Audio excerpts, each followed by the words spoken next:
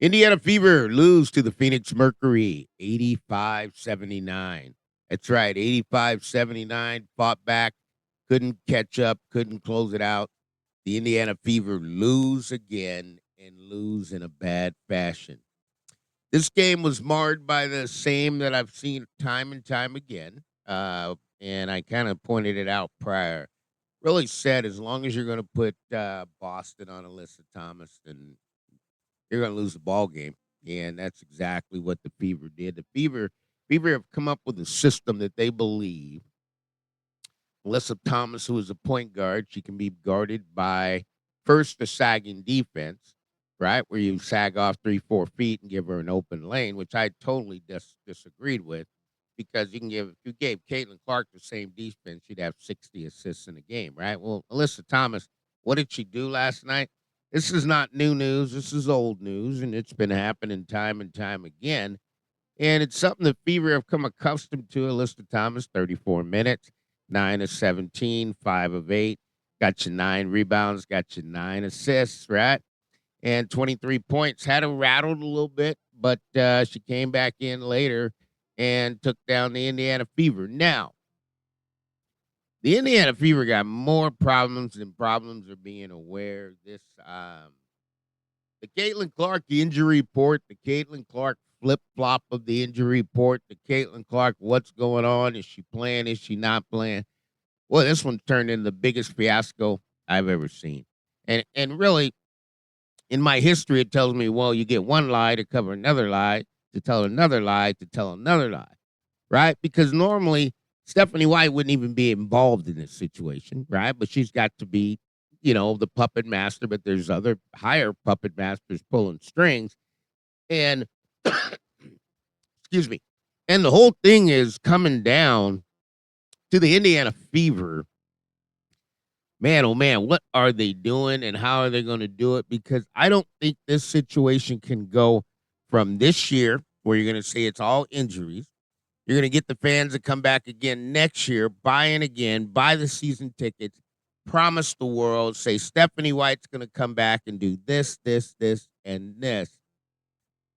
Folks, it's going to be a hard day in Indiana because there's a number that sticks in my mind time and time and time again when I think about Indiana. There's one number that sticks in my mind. That's 1,722 was the average attendance that the Indiana Fever had. And I'm going to really do a gut check on the loyalty of the Indiana Fever fans because there's the Fever in Indiana, there's so many buzzes going on. I mean, you've got people saying, hey, you know what? We like the Indiana Fever. And then you got people who are saying, we don't like the Indiana Fever. We like Caitlin Clark.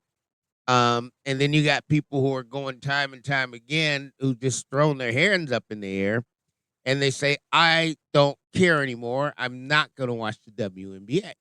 And when I look at that, folks, and I'm not trying to get away from the game. I just wanted to let you know the Fever lost the game. I knew that in the first 30 seconds when I said if Boston guards Alyssa Thomas, Fever going to lose. And that was automatic, right? And I saw Boston get so tired, couldn't move, couldn't switch, couldn't take the pick and rolls, couldn't do anything. But Indiana Fever have in their mind that this is going to work. I'll tell you another thing, too, that I know Vegas doesn't have a report on it. If it was on the board, I'd bet on it. There's no doubt about it. That I don't believe Caitlin Clark will go longer than 5 years in the WNBA.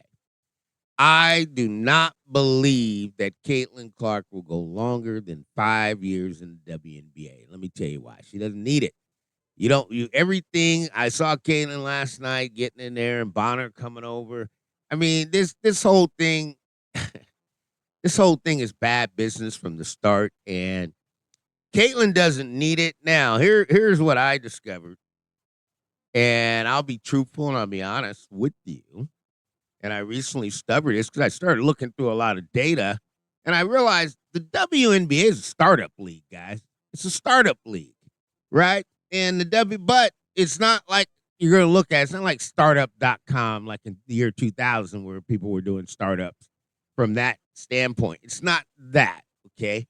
But when I say the WNBA is a startup league, it's a startup league, and the only thing they have is players. Okay, I mean, you got to walk back with me through this season. And I know I don't even think Kathy cares. I really don't believe Kathy cares. Kathy's more like it is what it is. This is what we got to work with. This is what we're dealing with. This is what it is, right? But the reason Money Mike's going to say it's a startup league, and not because you don't have players. You got players. You got 150 players. Okay, the league needs. If the league was in existence, it would have known by now that we need to have additional 3 bodies on this roster that we're going to face injuries. What am I laying out a foundation for? Because the WNBA is not a startup. They will tell you it's not, but it is because it has no infrastructure. You cannot. Let me give you a layman's example here, because this has gotten really bad, and this is leaked in the officials. This is why you got no infrastructure, because you have no officials. You have nobody monitoring the officials. You have nobody training the officials. You have nobody. You don't have anybody doing these things. You don't have anybody scouting the games. You don't have anybody looking at players because they didn't have any money to do it. So, as a lot of people have said, and it goes me all the back, I've been on a paper trail of this, of Christine Brennan saying, you know what, it all happened too soon for the WNBA. The WNBA was not prepared. They did not have the infrastructure in place to handle what's come at them. And now the undertaking of building out an infrastructure to support the WNBA, folks, I'm going to tell you, this is going to be very expensive. It's going to be very expensive to carry the number of bodies that you need to carry. If you go, I'm telling you, you go to you go to the NBA Summer League, they got 100 people working. They have 100 people. WNBA may have 5 or 6, right? You got to look at all this of how it's coming together. And then, for the life of me, it takes me back to the WNBA, and I look at the media coverage, and I'm just astounded, guy. There's no infrastructure. There's no structure. Started out at picnic tables. I mean, this thing really, really dawned on me that the WNBA did not have an infrastructure in place. Let me give you an example. Right, I covered the Sacramento Kings, and I was thinking about this last night. At the time, the coach was Keith Smart, right? And Keith Smart from Indiana, me and Keith would talk, right? And we'd always have this thing. I say, Keith, you know what? You got Isaiah Thomas, man. That's a superstar. First one he drafted. I said, I can tell you before they even hit the floor, he's going to be better than Jimmer Fredette. I've been watching Isaiah since he was a puppy, right? But he grew up, right? He grew up in Washington, and he became in there, and he set it on fire. Right, they end up having a hip injury, similar, to Caitlin, where they was dealing with it, couldn't fix it. It took a while. He had to have surgery. Here's what concerns me: the amount of time that Caitlin Clark's been out, and they've been multiple. It almost seems like Caitlin Clark has tore the ligament darn near off the bone. I mean, to that extent. But when I looked at that, I said, "Wow, this is really." Trying to accomplish something without having an infrastructure. It's like driving a car without an engine. It's like fighting a fire without the water. I mean, everything looks good, but once you tip it up and get ready to go, it is crumbling, right? I mean, you go back to the game the WNBA played just the other day, go down and go to state, you're using AAU clocks. I mean, all of this is just ripping apart, and you can have something so good, but then when you tear it down, does it become good again? I don't know. I really don't. This would be, for my eyes looking at this would be it would be a tax write-off for the billionaires.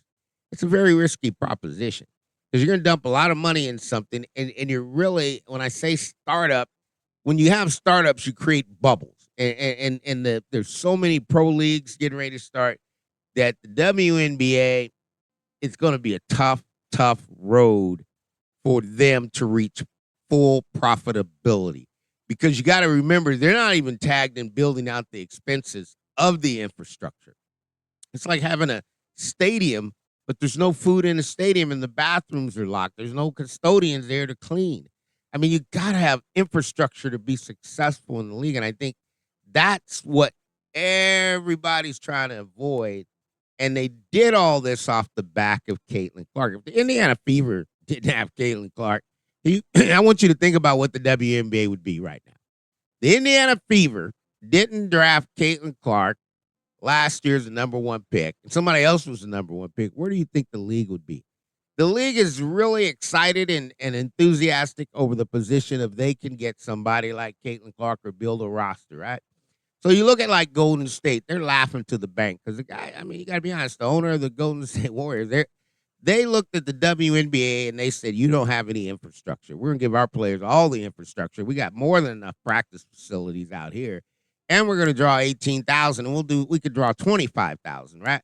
Because Lakeup and the Warriors owner, okay, has been a winning tradition owner. Now, here's something that's really interesting because the WNBA wants to go to Boston. The fans want to stay in Connecticut.